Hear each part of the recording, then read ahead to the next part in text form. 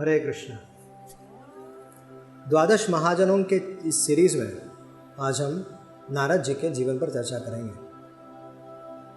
प्रजापति ब्रह्मा जी की गोद से श्री नारद जी उत्पन्न हुए। जब ब्रह्मा जी ने इन्हें भी सृष्टि विस्तार की आज्ञा दी तो नारद जी ने यह कहकर कि अमृत से भी अधिक श्री कृष्ण की प्रिय सेवा को छोड़कर कौन मूर्ख विषय नामक वृक्ष का भक्षण करेगा, ब्रह्मा जी की आज्ञा का अनुचित्य दिखाया। श्री नारद जी की यह बात सुनकर ब्रह्मा जी रोष से आग बबूला हो गए और नारद जी को शाप देते हुए बोले, नारद, मेरे शाप से तुम्हारे ज्ञान का लोप हो जाएगा, तुम 50 कामनियों के पति बनोगे। उस समय तुम्हारा उपभर्ण नाम से प्रसिद्धि होगी, फिर मेरे ही शाप से तुम दासी पुत्र बनोगे, पश्चात साधु संतों की कृपा से मेरे पुत्र रूप में प्रतिष्ठित हो जाओगे। ब्रह्मा जी के दिए हुए उस शाप से ही नारद जी आगे चलकर उपभर्ण नाम के गंधर्व हुए और चित्ररथ गंधर्व की 50 कन्याओं ने उन्हें पति रूप में वरण किया। एक बार वे पुष्कर क्षेत्र में श्री ब्रह्मा जी के स्थान पर गए और वहां श्री हरि का यशोगान करने लगे। वही रंभा अप्सरा के नृत्य को देखते हुए काममोहित होने से उनका वीर्य स्खलित हो गया, जिससे कुपित होकर ब्रह्मा जी ने उन्हें शाप दे दिया कि तुम गंधर्व शरीर को त्याग कर शूद्र योनि में चले जाओ। शाप सुनकर उपभर्ण ने तत्काल उस शरीर को योग क्रिया के द्वारा छोड़कर कालांतर में द्रुमिल गोप की पत्नी कलावती के गर्भ से उत्पन्न होकर दासी पुत्र कहलाए। द्रुमिल गोप के स्वर्ग सिधार जाने पर कलावती एक सदाचारी ब्राह्मण के घर सेवा कार्य करते हुए जीवन यापन करने लगी। उस समय अपना चरित्र बताते हुए नारद जी ने व्यास जी से कहा कि मैंने ब्राह्मणों के घर चातुर्मास्य बिताने के लिए संतों के सानिध्य में निवास किया है।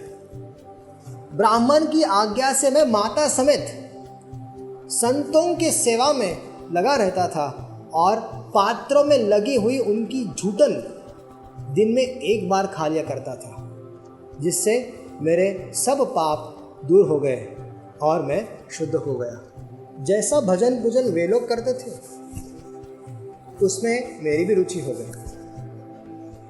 चातुर्मास्य करते हुए साधुओं ने मुझे शांत विनम्र बालक को भगवान के रूप ध्यान और नाम जप का उपदेश दिया।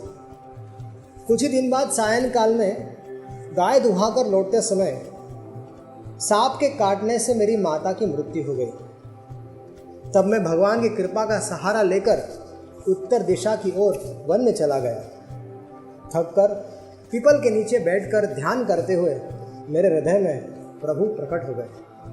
मैं आनंदमग्न हो गया, परंतु वह झांकी तो विद्युत की भांति आई और चली गई। मैं पुनः दर्शन पाने के लिए व्याकुल हो गया। उस समय आकाशवाणी ने आश्वासन देते हुए बतलाया, अब इस जन्म में तुम मुझे नहीं देख सकते।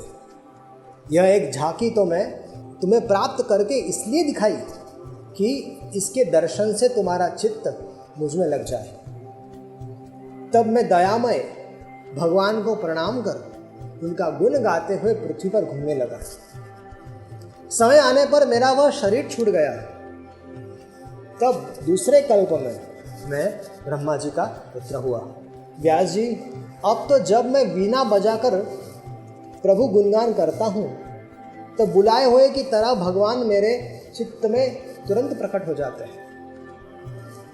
नारद जी देवर्षि हैं तथा वेदांत, ज्योतिष, वैद्यक, संगीत और भक्ति के मुख्य आचार्य हैं। पृथ्वी पर भक्ति के प्रचार का श्रेय नारद जी का ही है। भक्ति देवी तथा ज्ञान वैराग्य कष्ट दूर करते हुए वृंदावन में श्री नारद जी ने ही प्रतिज्ञा की थी कि हे भक्ति देवी, कलयुग के समान दूसरा युग नहीं है। अतः कलयुग में दूसरे धर्मों का तिरस्कार करके और भक्ति विषयक महोत्सव को आगे करके जन जन और घर घर में मैं तुम्हारी स्थापना न करूं तो मैं हरिदास न कहलाऊं। स्वयं भक्ति ने उनकी प्रशंसा करते हुए कहा है कि हे ब्रह्मपुत्र, मैं तुम्हें नमस्कार करती हूँ।